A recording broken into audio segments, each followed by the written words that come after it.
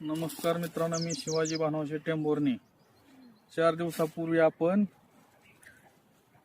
1 तास पाणी वाढवलं होतं आणि 42-47चा डोस दिलेला होता. त्यावेळेस आपली कळी कुठं तर दिसायची, लहान मोठी थोडी. आता कळी आपण बघणार आहे त्याचा परिणाम काय झाला. कळी वाढली का नव्हती वाढली. आपण बघू शकता कळी.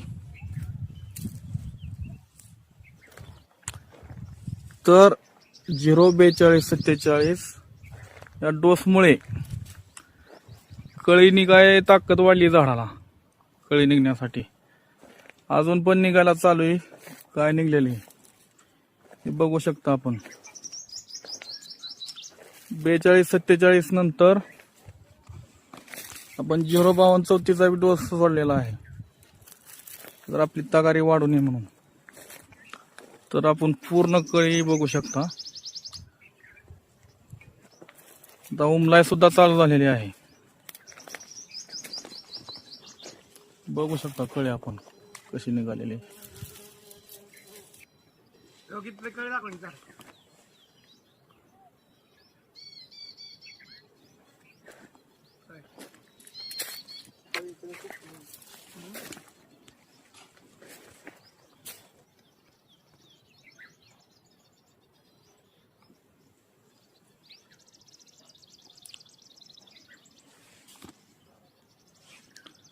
आणि आपले 2 प्लॉट आहेत, हा एक आणि हा एक. तर या प्लॉटला थोडी कमी कळी वाटत होती, कमी जास्त. आपण काय केलंय, जो आपला पट्टा आहे त्याच्यामधून मोकळं कळी बघू शकता आपण. पूर्ण झाडाला कळी निघालेली आहे.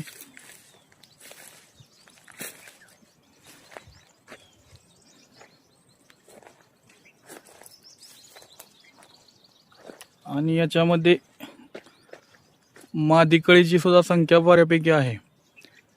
जवळ 50 ते 60% मादी कळी सुद्धा निघलेली आहे.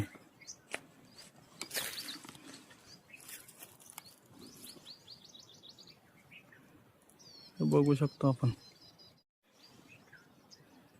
बघू शकता आपण मादी कळी सुद्धा. आणि आपण आता काय केलेलं आहे, या प्लॉटला थोडी कमी कळी वाटत होती, मग आपण पट्ट्यामधून मोकळं पाणी दिलेलं आहे. काय कळी बारीक आहे, काय उमललेली आहे. तर बघू शकता आपण मादी कळी सुद्धा. एकदम सेटिंग होण्यासाठी मोकळं पाणी सुद्धा सोडणं महत्वाचं आहे. हे बघू शकता आपण कळी. पूर्ण कळी उमललेली नाही, एक 10-15% कळी उमललेली. बाकीच्या झाडा बघू शकता आपण, अख्ख्या झाडावर फक्त एवढीच उमललेली, कुठं तरी एखादी. बघू शकता कळी. आणि याच्यामध्ये उमलायच्या आधी सुद्धा मादी कळी आहे, हे पाहू शकता.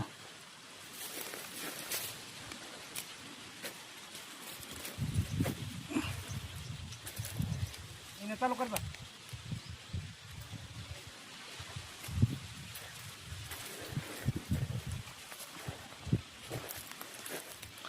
जबरदस्त कळी निघालेली आहे.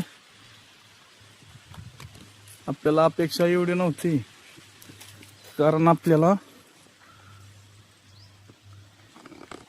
100च फळ धरायचे. 3ऱ्या वर्षाची बाग आहे ना. आपण 100 एका झाडावर 100 फळे.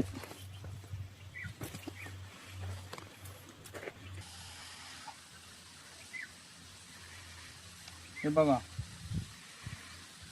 तुम्हाला पूर्ण झाड कव्हर करून दाखवतो मी कशी कळी निघालेली आहे. हे बघा,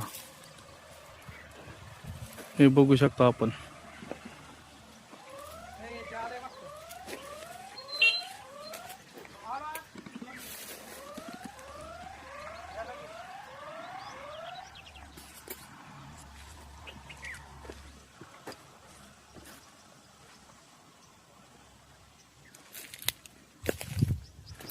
खाली पण बघू शकता आपण मोकळं पाणी सोडलेलं आहे.